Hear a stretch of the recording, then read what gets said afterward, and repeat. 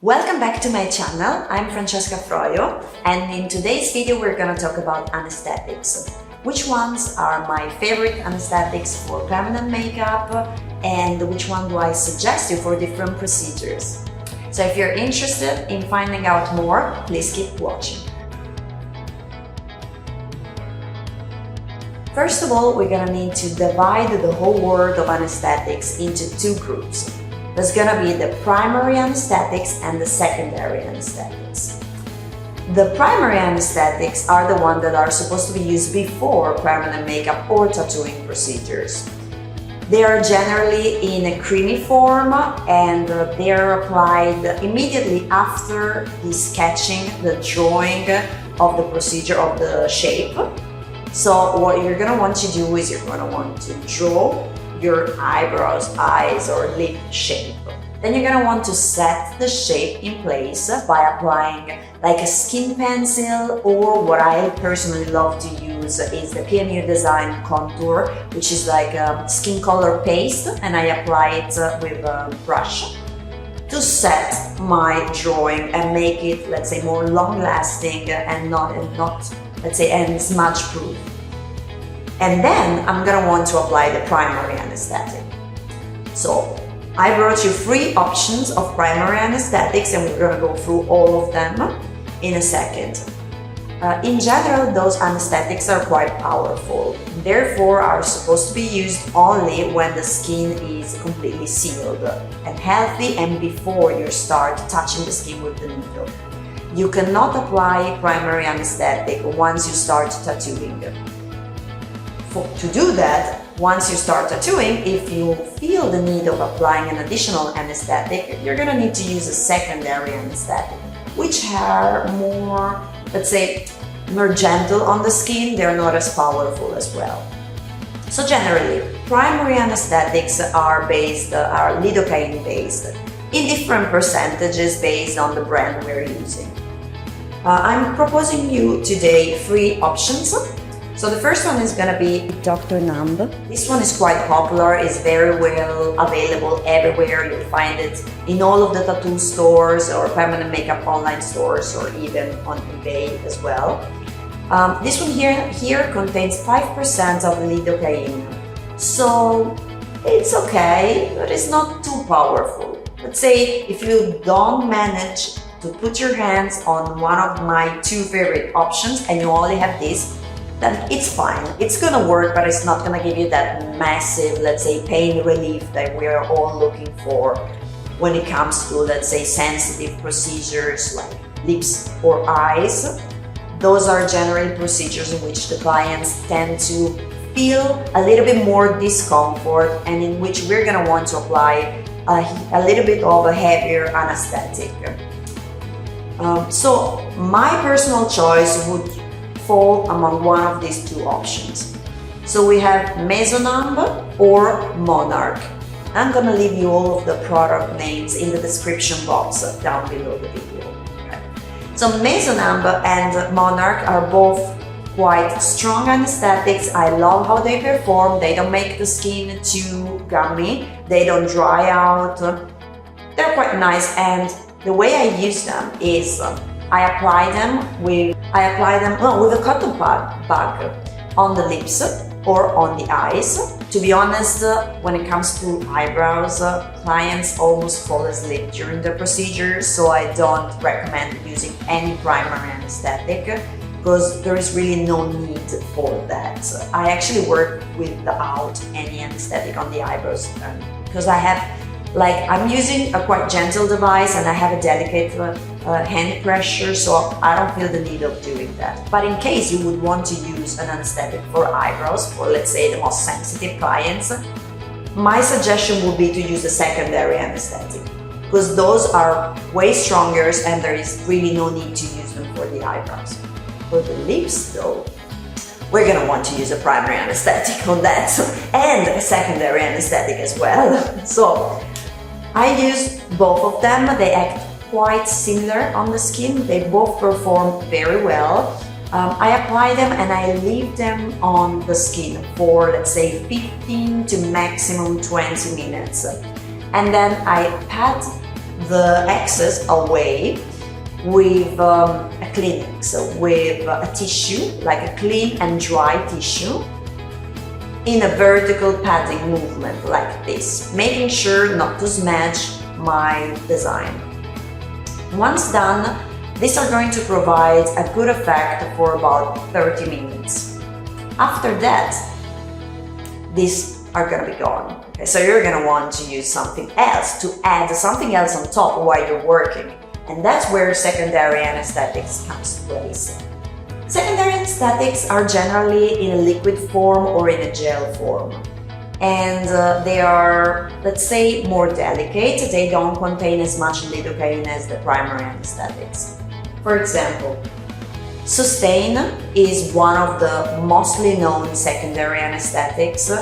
And what I love about this product is that it's available everywhere, even on eBay, and so you can surely manage to find some Sustain anesthetic for sure. This is blue gel anesthetic from Sustain, and it contains 0.2% of epinephrine, 4% lidocaine, 2% tetracaine. So it's a blend of different ingredients to achieve the perfect anesthetic effect.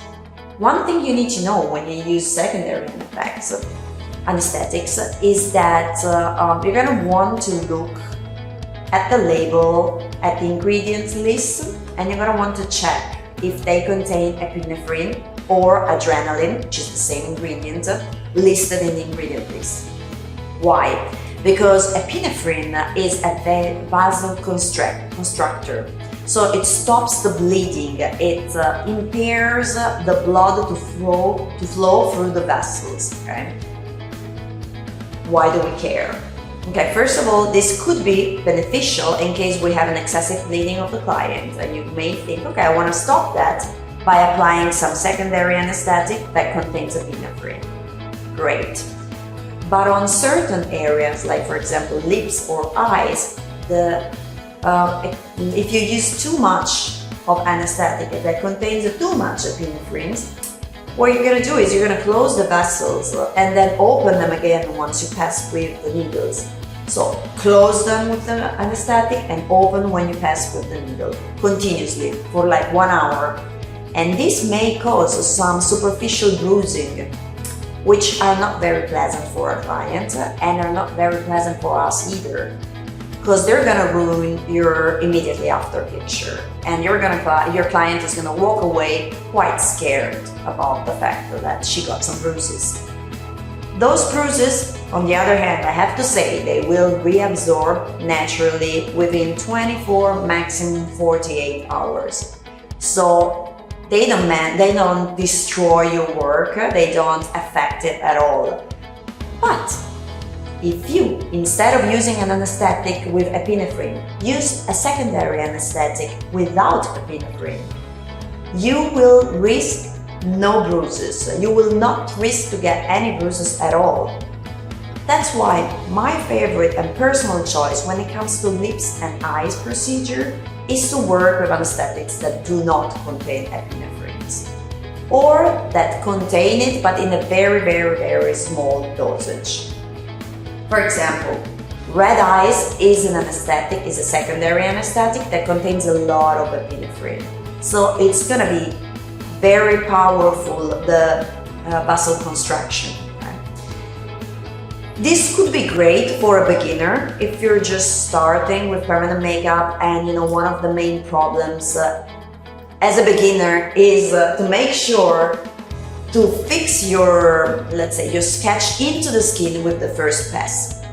And there's nothing worse than doing the first step, for example on the lips, putting the needle on the contour, hoping that you have released enough pigment, then wiping off the drawing and noticing that you didn't apply enough pressure. And so part of your design is gone and you don't know where to go over. In that case, you're gonna need, theoretically, either to put your client back to sitting position and start drawing again, which is a huge waste of time, or you can use an anesthetic with a lot of epinephrine. You apply a very small superficial layer, on the skin.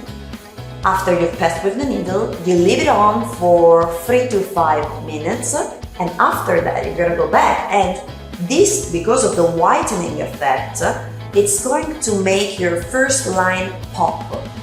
So then you're gonna have a visible line, and it's gonna be easier for you to go over it and mark it in a more intense way inside of the skin. So that's, let's say, something that you may want to have in your drawer, in your studio, if you're a beginner.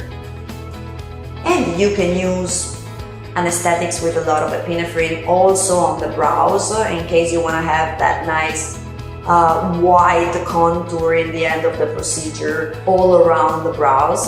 That's fine. But in my opinion, I am not a huge fan of this product, of Red Eyes, because I find it to be a little bit too aggressive on the skin, and it dries out also the skin very fastly. So for me, it's not ideal once you get to a good, let's say, level of permanent makeup. On the other hand, these two are very well options, and those are my go-to options when it comes to lips and eye procedures. And I'm talking about the Pain Away Solution from Rejuve.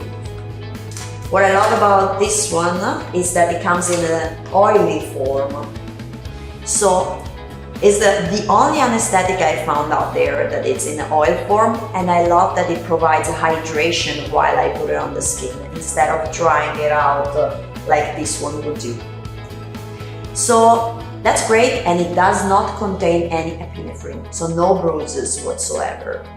Unfortunately though, this is a little bit like not so strong, so for me it's fine, because I generally tend to use like a quite strong primary anesthetic. So during the procedure, I don't really feel the need of using a super strong secondary anesthetic, because I've already used the first one. That's kicking in quite strongly. So that's one of my go-to options. Or for patients or clients that are more sensitive, I like to use this one from Beauty Group. And this one here, I love it. It contains lidocaine, tetracaine and benzocaine. So it does not contain any epinephrine here as well. So these two are my go-to options for lips and eyes. There's gonna be no bruising, but this one is stronger and this one is more gentle, okay? But in both options, they're gonna work just fine. You apply them on the damaged skin. All the secondary anesthetics can be used only if you have passed the needle and open up the skin first, so that the anesthetic can penetrate through the holes, through the wounds, into the skin faster. Indeed, those are gonna make an action in 3 to 5 minutes maximum. They're gonna work quickly. While primary anesthetics are gonna require 15 to 20 minutes before they work. The disadvantage of secondary anesthetics is that they don't last long. So once you apply it, it's going to work and be effective for 5, maximum 10 minutes. So you're gonna want to reapply them quite often.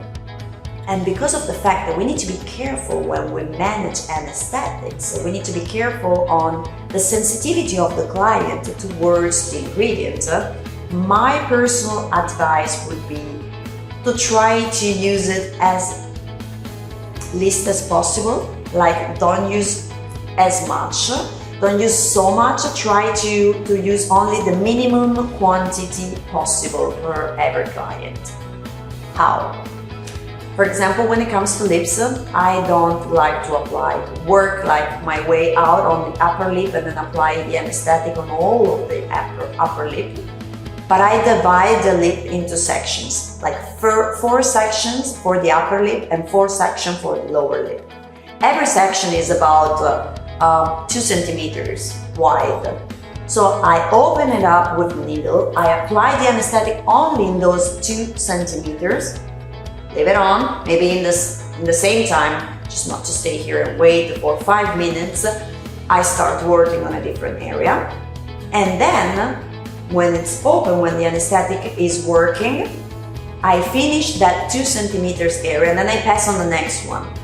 In this way, I dose the anesthetic amount that I put on the skin of the client, and I make sure that she will not have any allergic reaction to the substances.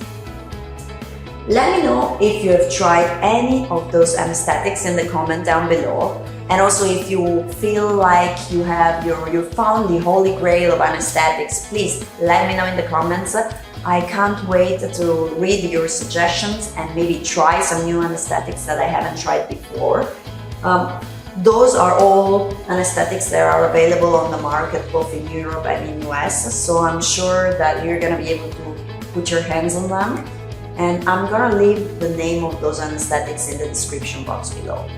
One more thing which is essential, please make sure to verify with your local authorities if you are allowed to use anesthetics in your clinic, because I know that every state has their own regulations, so make sure to work legally, okay?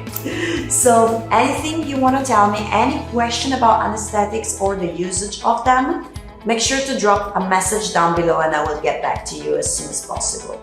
If you have liked this video, please rate it positively and make sure to subscribe to my channel so you won't miss any of my future contents. See you in the next videos.